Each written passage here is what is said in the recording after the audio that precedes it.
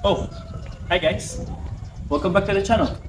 Tomorrow, we will have a very special day and kasi pupunta tayo sa isang very beautiful and sacred place for my family. And ito yung tinatawag natin na temple. So sa church namin, the Church of Jesus Christ of Latter-day Saints, yung pinaka-sacred, pinaka-beautiful place na makakapag-meditate ka and makakapag-relax ka from the toxicity of this world, kumbaga. And mas makakausap mo si Heavenly Father. So, itong temple na ito, this is located at Urdaneta City. So, we are here in Silang Cavite. Then later, I'm gonna go to Santa Rosa. Tomorrow, 3 ng umaga, aalis kami. We're going to go straight from Santa Rosa going to Urdaneta City. So nga pala, ang gagamitin natin ngayon is ito, Nissan Caliber X. So, prepare tayo. Siyempre, malayo yung pupuntahan natin. Para safe yung biyahe natin, check na natin lahat. Basic checking lang from coolant, oil, wiper, especially yung tires. One more thing, first time ko to na gagawin. From Santa Rosa going there with kotse, first time. So, wish me luck. So, eto, samahan niyo ako sa aking paghahanda para mamayang or bukas na pupuntahan natin yung Urdaneta. So, gaya na sinabi ko sa inyo, is kailangan natin i-check yung mga basic things gaya ng coolant, oil, brake fluid, no? Saka yung power up natin. So, ito nga pala ay sponsored ng Power Up Fuel Combustor. So, meron tayo pagpapakita ko. So ayun guys, so una muna nating i-check dito is yung ating coolant. So, teka, buksan natin yung ilaw. Let's see.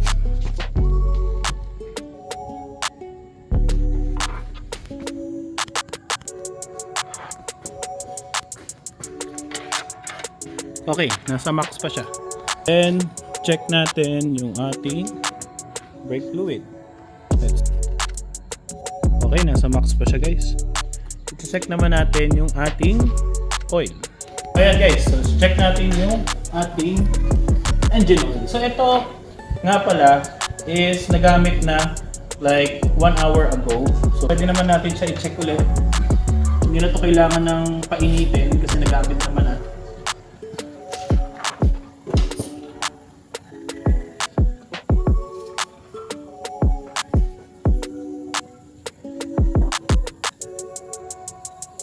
Mainit pa siya.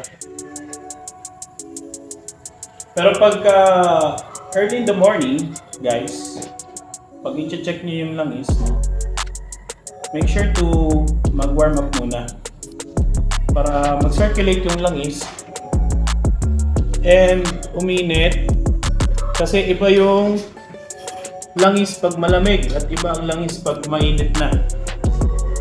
Yan. So,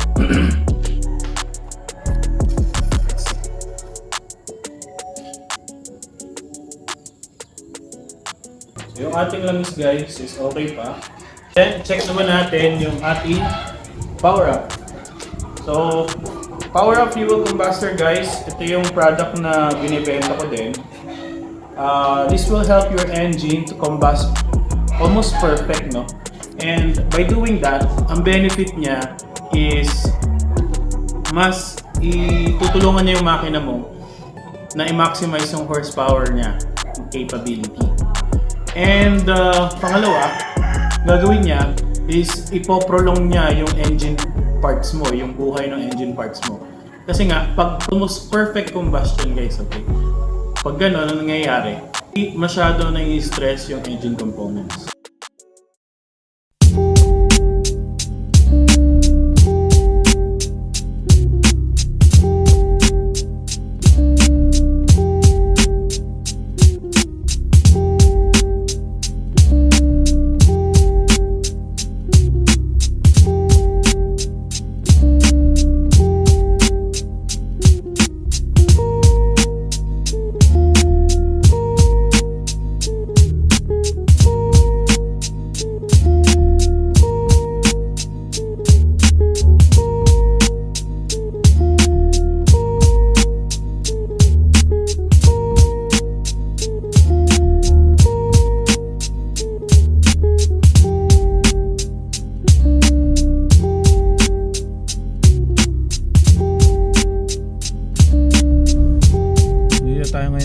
Nuvali sa Solinad 2.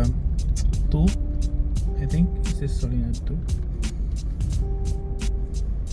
So as usual, mahaba traffic dito. So pagka guys, pagka naabutan kayo ng mahabang traffic dito, I really suggest na you can go inside sa doon sa may Qualimed. Pagkapasok nyo ganyan, pag kanan nyo, dire-diretsuhin nyo lang yon. Ang lalabasan nyo is yung Boulevard ng Nuvali. And then, diretso pa kayo. Sa dulo, may makikita kayong rotonda. So, doon kayo sa pangalawang kanto. Then, dire-diretsuhin nyo yun, guys. Labas nyo na dito sa may Solinad 1. Kanan kayo, papuntang yung Starbucks. And then, sa labas ng Starbucks, yun yung labas ng kabila nito. Para hindi kayo ma-hassle sa traffic.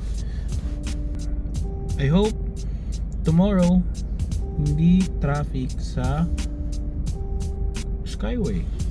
So mukhang alas 3, so mga alas 4 na Skyway na kami nun.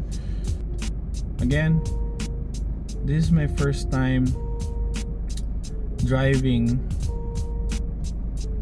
ng ganong kalayo gamit itong sasakyan.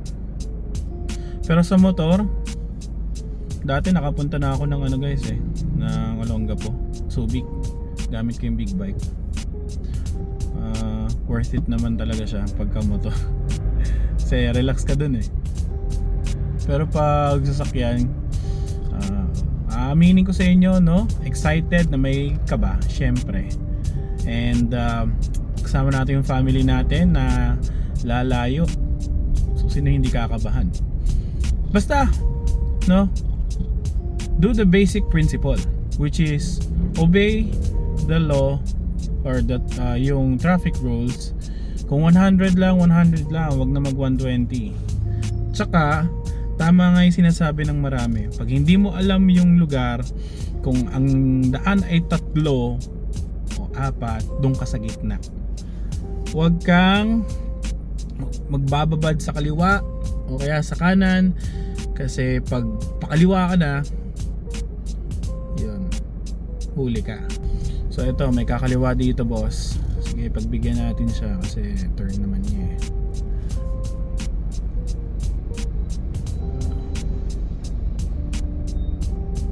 Yan. Alam nyo guys, wala namang mawawala pag nagbigay tayo di ba? Honestly, magbigayan tayo sa daan. If you want others to respect you, respect them. No?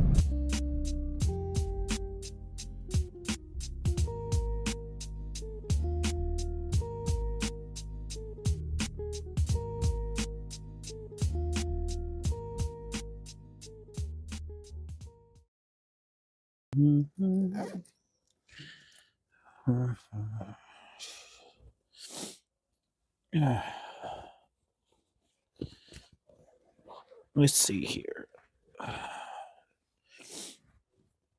Okay.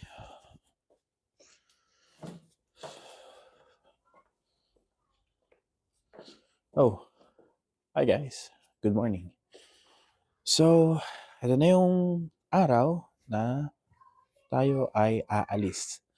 So, ngayon ay 2:42 in the morning.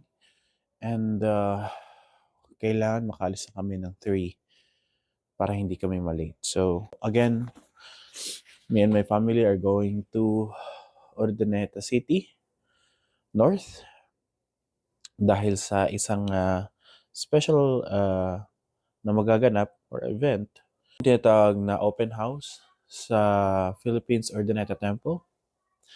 So, again, the temple is a very special place for us as a member of the Church of Jesus Christ of Latter-day Saints. So, ilang oras ata yung travel? Mga 3 hours ata. So, natulog na ako guys ng 8 and then dire-diretso ako natulog hanggang nag-alarm siya ng 2:15 kanina na ng umaga.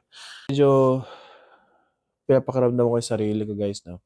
Hindi naman na ako inaantok, mga okay naman.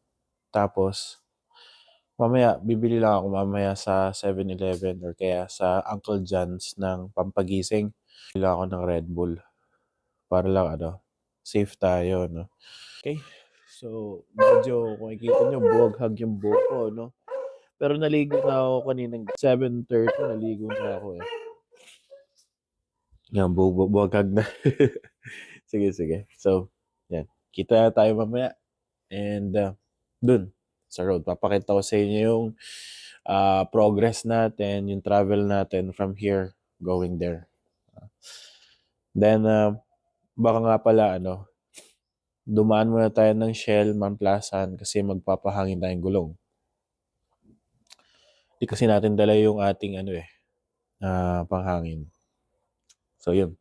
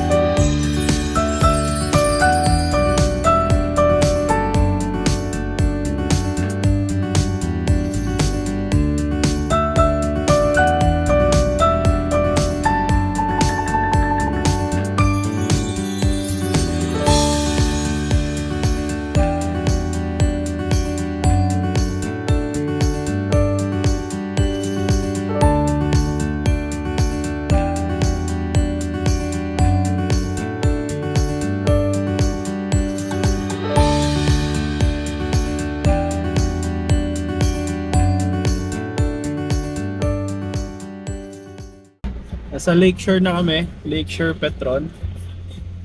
So, time check, it's 5:47 in the morning. So, mga 1 hour mahigit biyahe natin from Santa Rosa. Nag-stop over pa tayo sa may Marilao, Petron. Hindi na kinaya, tumawag tayo ng Kalikasan. So, ngayon, nag-meet up na tayo sa tropa natin sila Amon, kapatid ni Mrs. So, tapos pahinga na tayo konti, tapos punta na tayo sa Ordaneta City.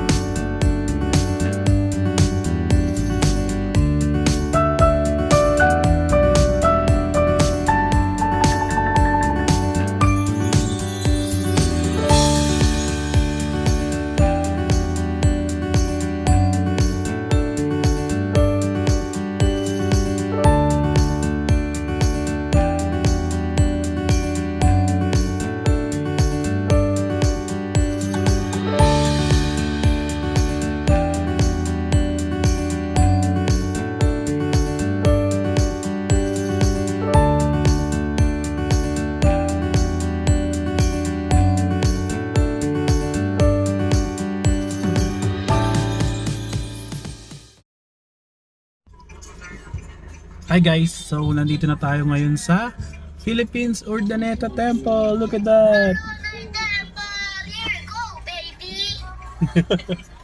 Ayun guys, kakarating lang natin. Time check, it's 8:20 ng umaga. So umalis tayo sa Santa Rosa ng 3.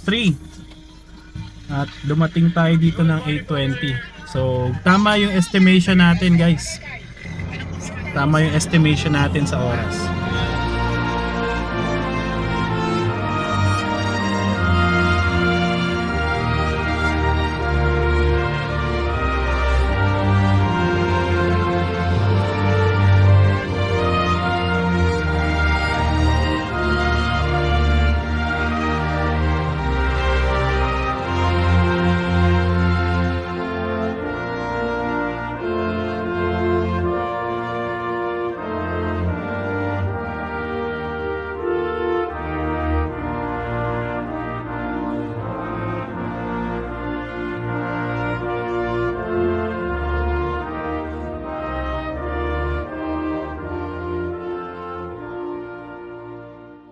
So, ayan, tapos na tayo din sa loob ng temple.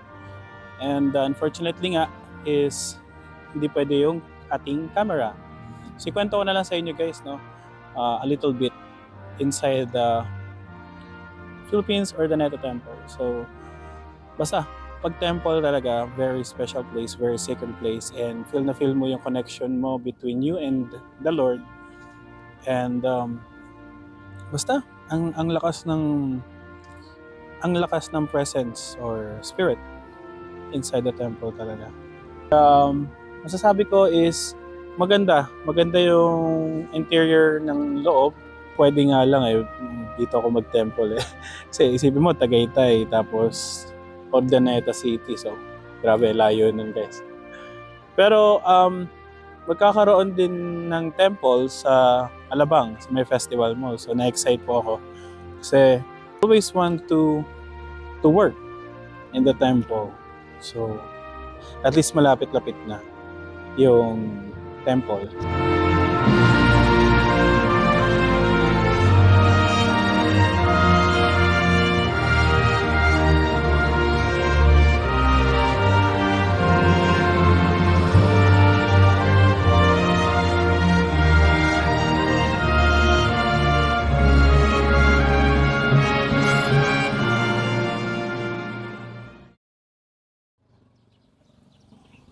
So guys, one of the greatest thing talaga inside the temple or outside the temple is yung lugar na kung saan pwede kang mag-relax, no? Mag-meditate.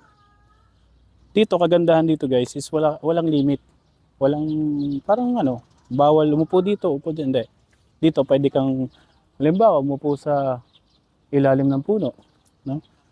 And yun yung isang mga gusto ko talaga pag nag-visit ako ng temple, kahit sa Manila Temple.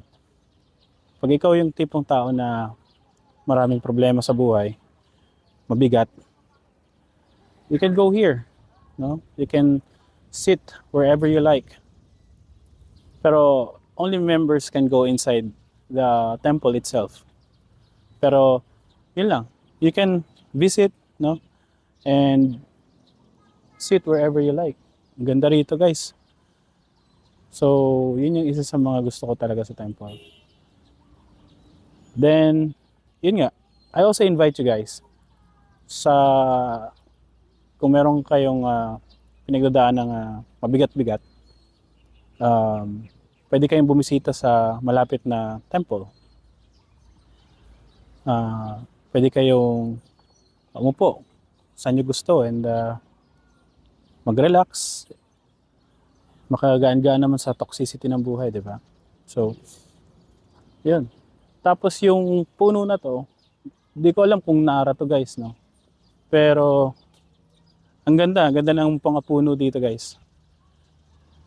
Totally fit siya sa lugar. So, yun guys. Ikot-ikot pa tayo.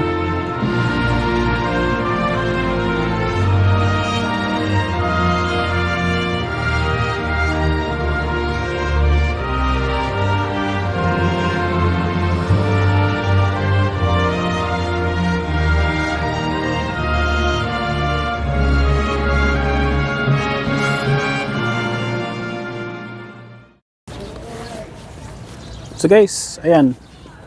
Pupunta tayo ngayon dito sa may parking sa likod. Check natin kung gaano kalaki yung parking and kung gaano kadami ma-accommodate nila. So, sa Philippines Manila Temple guys is malaki siya. Pero napapansin ko is parang mas maraming parking slots dito. Mas maraming parking. Mas malaki. So, eto. Dito na tayo. Let's see. So, ito yung entrance sa parking sa likod. And as you can see guys, malaki siya. Dito rin yung mga motorcycle parking. Okay. Laki oh. Parking ng mall na yan eh. So, maganda talaga. Maganda rito. And pagdating talaga sa parking, hindi kayo ng problem. So, eto naman guys, kanina, pakita ko sa inyo. Yan, yung building na yan, tinatawag siya na patron house. So, yung patron house guys, so yun yung yung mga parang nagla-lodge or natutulog yung mga bisita. Like, halimbawa, sabihin natin, taga Isabela, Pagudpod, Vegan, gano'n. So, ayan. Hindi siya parang hotel guys or apartment. It's a patron house.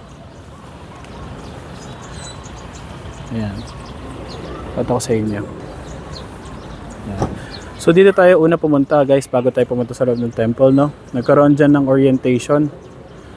So, nanood lang kami ng konting video about having a temple here in this world, kumbaga. And blessings na marireceive as a member of the church when we go to the temple. So, ayan. Ganda ng view dito. Tanan! Tapos, medyo mainit din sa lugar dito. Pero buti na lang dahil sa mga puno, malamig siya. So, ang ganda. Kanina pa ako nagsasabi na ang ganda ng lugar eh. Pero ang ganda naman talaga.